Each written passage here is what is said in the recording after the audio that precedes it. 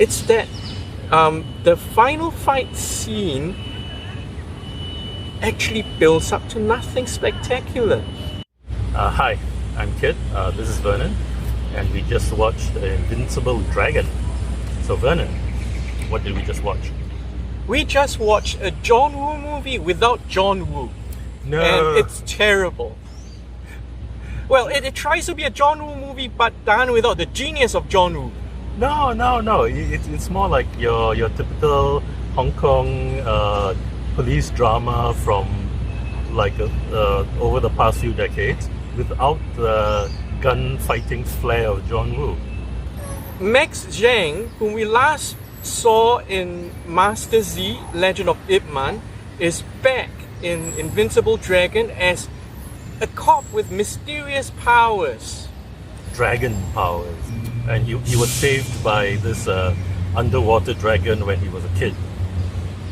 Which somehow causes him to have developed OCD syndromes as an adult, and also grants him the ability to imagine crimes from the viewpoint of the criminals. Yeah, but that was very strange. It wasn't. It was only brought up in one scene and totally never brought up again. In the movie. Yes, totally never mentioned ever again, and never made use of ever again. But presumably that's a special power as a cop. It's OCD into house levels of OCD, or Schlock versions of OCD.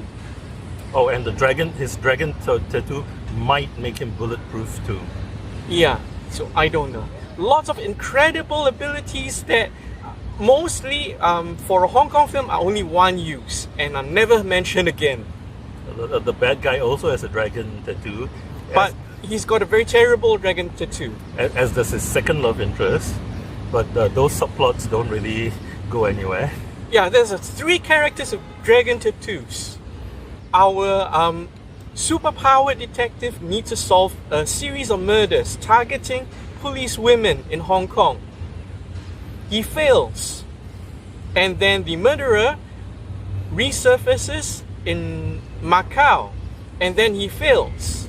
And this is over the course of a few years. And months. And then the film restarts again after 1 hour. And 1 hour? Yeah, he thinks it's not bad pacing. I think it's terrible. No, pacing in the sense that the scenes are short, they're energetic, you don't feel bored. Yeah, but from storytelling point of view, there is a lot of false starts that take up way too much time. Especially when this movie just runs on about 98 minutes. Yeah, okay.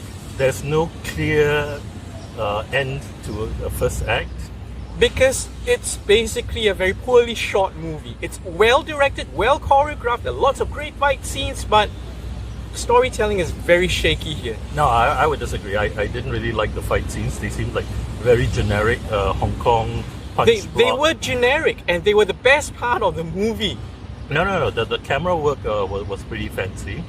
Especially the camera work that was done in very obvious green screen environments. I did notice, but then I'm a bit short-sighted. But they did have some some shaky cam, which wasn't overly shaky, and they had some fancy stuff like the camera moves outside the train while we can still see them inside the train. That kind of like CGI kind of stuff. Yeah, but very badly done CGI, very cheap CGI to put. It's okay. Yeah, so it suffers from the standard Hong Kong like hot boiler. They just throw in things, but it's not really tied up into a cohesive thematic whole. Frankly, this has been the way that Hong Kong film industry has operated since the 1980s. Very tight budgets, very short production cycles, and whatever you couldn't shoot in production, you'd have it as a voiceover narration telling the audience what happened. There are several instances where the narrative voice comes along. It's usually in the scenes between the 1 year gap, the 5 month gap, and the 1 week, 2 week gap, respectively, in the course of this film. The narrator voice tells you why why our hero, the Invincible detective, has crisis of confidence, is depressed, and is motivated to find the killer. But it's more to fill in the time gaps. It tells you like how the many years time elapsed. jumps. But usually, from my knowledge of Hong Kong production, it's because they ran out of budget, or they ran out of production time to film enough scenes, and they used narrations to paper along the gaps. Yeah, so they've got this dragon thing. They've got The guy with the dragon tattoo. but also it's, this mystical dragon maybe appearing, and The mystical dragon basically is an urban legend linked to our protagonist, who supposedly saw a sea dragon while diving as a kid, was saved by it, had adventures with it, and decided to tattoo a huge dragon on his chest. So you've also got things like his policewoman fiance getting killed or kidnapped and then missing, but all these by the alleged serial killer. But all these don't really pay off in any satisfying way. They're just sort of to me it feels like they're like parts of jigsaw puzzles that are just put into the picture because they're available and they're the stock in trade, and they are what you'd expect, audiences would expect to see in a Hong Kong detective drama. I mean, if they had only like spent some time thinking about how to like really develop these ideas properly, it would have been a lot better movie. It would actually feel like a great genre movie because the characters are so baroque, so creative, and so outlandish. There's also like I mean, how does a detective with obsessive compulsive disorder and a weird psychological ability to project himself in the mind of a killer? I'm not going to tell you which crime dramas this is from. I mean, this is like a mishmash of Schlock, various Schlock TV serials from both the UK and the US, and also the recent Hannibal adaptation. But he doesn't really do like much using, right? Yeah, he doesn't do much solving the crime or using his abilities to actually solve the mystery. So it's like on one hand we are introduced to the guy's quirks, and then he solves the mysteries without using these quirks. What gives? And you do have like this really awkward foreign bad guy, a bit like in Ip Man 3. He's basically the Mike Tyson baddie character, I suppose.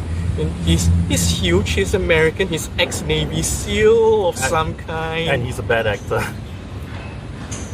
It's like in the Bruce Lee movies, right? Oh, yeah. The foreigners are really bad actors. It's kind of nice in a way, a bit nostalgic to see that they're still making this kind of like old-fashioned, bad, outlandish, old-fashioned Hong Kong crime/murder mystery thing. But you're also wondering like, how do they keep on doing it? I mean, are these profitable? Are these profitable? Looking at the executive producers behind this movie, they probably are. Raymond Wong exec produced this movie.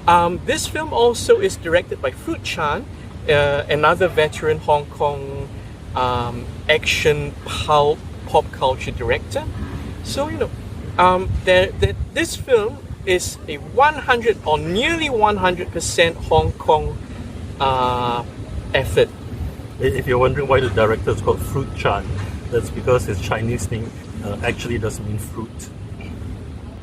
If you look at it in with nostalgic lenses, I suppose you can see this as some kind of homage to a very peculiar genre of crime or mystery film from the 80s? With updated camera work. With actual CGI from the last decade? CGI isn't that great, but for a $12 million production, this is okay. Oh, but the locations are good. So it really looks like this is shot by a local production crew or director, because you see all these like really non-touristy sides of Hong Kong and Macau. You don't get the impression that they're showing, ooh, look how exotic Hong Kong is. It's not Crazy Rich Asians Part 2, but there are some Crazy Rich Asian characters in this film, like the doctor, who has a weird relationship with Max Zhang's detective. Yeah, so the doctor is another one of these like subplots that don't really pay off, but has lots of windows of opportunity that are sadly wasted. They could have made it into an exploration of the relationship, of him maybe recovering from the death of his fiancée, which may or may not have anything to do with his OCD. We don't know either. And then, yeah, so how does that affect his relationship with this lady doctor? Who's kind of like a psychologist, but actually is a traditional doctor, and it doesn't make any sense. Yeah, so the relationship wasn't really explored. So yeah, she doesn't even cure him. Actually, if you cut out her character, and even if you cut out the character of the dead fiancé, it wouldn't have made much difference to the story. So that's one way to test how well integrated characters or subplots are. Right, but that is, I think, a so-called feature of Hong Kong film, where basically the script is bare bones, quite possibly, and usually has been the case and has been documented to be the case, that often the day that of the shoot, the cast actually go in with just a treatment and they basically wing it, except for the action choreography, which of course has to be prepared really meticulously ahead of time.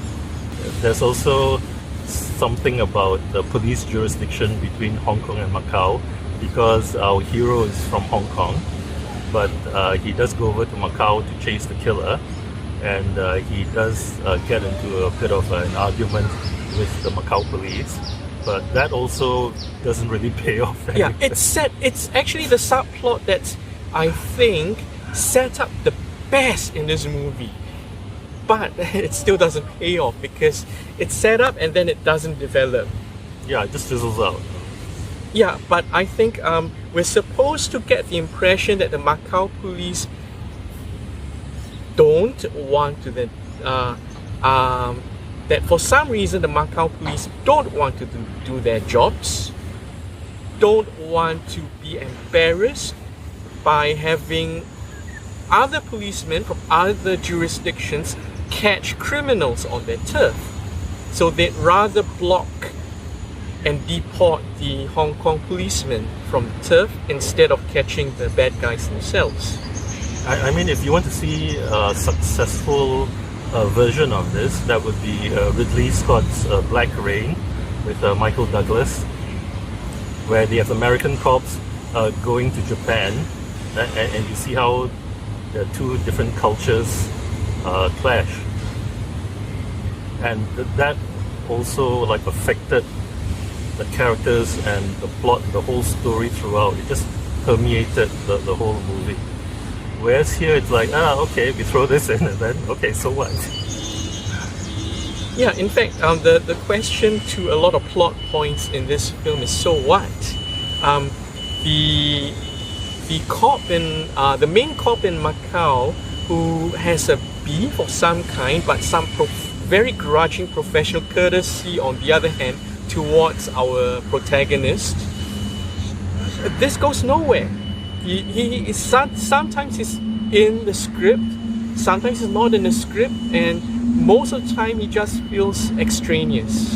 And in Hollywood movies, if they have news announcement on the TV, that will actually tie in to the plot somehow near the end. This movie starts off with the newscaster talking about, what was it? The arrival of an American Navy ship in harbor. Yeah. So and next thing you know, our police women are getting killed. And then there's a long unexplained gap between murders. So you think, oh, maybe it's a sailor, an American sailor. But no. So that piece of foreshadowing, it's not foreshadowing. It just doesn't go anywhere. Subverting expectations. Or as we say in Hong Kong cinema, Chekhov's gun never fires. It's just there. Oh, and as for the fighting, the hero and the bad guy are boxers, and they actually fought each other in the boxing ring previously. But when they fight for real outside the boxing rail, they are not doing any boxing at all, which is possible, but unlikely, because if you're so highly trained in boxing, you would naturally gravitate towards that. And in real fights, actually the kung fu guys are quite afraid of the boxing people, so it's not like boxing is not effective. Contrary to what we see in all Ip Man films, I suppose one of the biggest disappointments I had watching this film was actually it had nothing to do with how many loose plot points there were that really felt unnecessary after they've been well introduced and not built up and then dropped for no apparent reason. It's that the final fight scene actually builds up to nothing spectacular. I mean, there's a huge, long fight scene on top of a tower in some Macau casino. Which is okay. It is okay, even though there's a lot of very obvious green screen to it. But it ends in a draw. Hero and the bad guy fight to a draw, are exhausted, and bad guy runs away, and then the Chekhov's gun of this film does fire, which is of course the mythical dragon. The problem I have with the final fight scene is that it's fought to a draw, which would be a sort of bittersweet ending to a film like this, and something that John Woo could have gotten away with. What this film does is bring up a really badly CGI dragon to resolve everything and tie everything up into a happy ending. It's called a Deus Ex Machina, and it's one of the very big sins in storytelling. It's also a sin because it wasn't necessary. Yeah, it's unnecessary.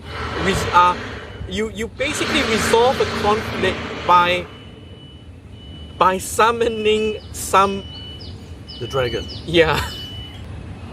There wasn't a problem that needed to be solved by the Deus Ex Machina anyway.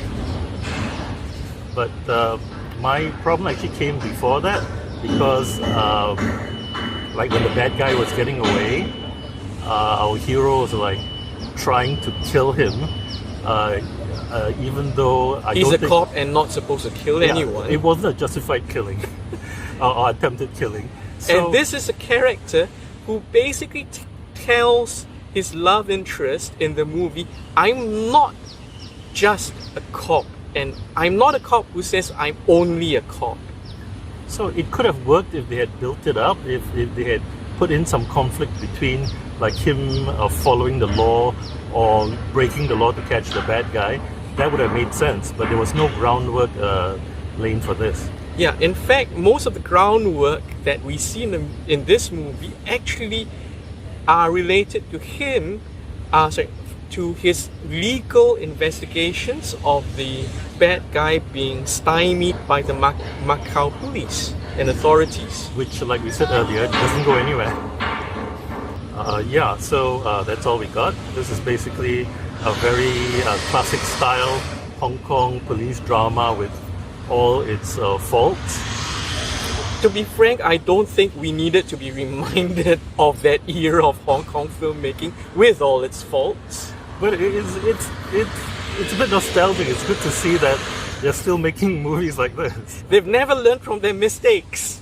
Even though the Hong Kong film industry needs a shot in the arm, they're still making the same kind of terrible films they used to make when they were comfortably well off. And they don't have a John Woo to save them anymore. John Woo is doing mainland movies. So, yeah. 10 out of 10 would not watch it again, but it was an interesting experience. He'd say it's entertaining. Good pacing. Terrible pacing for me. For me, storytelling is related to pacing. So if there's storytelling problems, I cannot appreciate the pacing, especially with that many false starts and bad voiceovers. Anyway, tell us what you think. And we'll see you next week. Or the week after. Bye.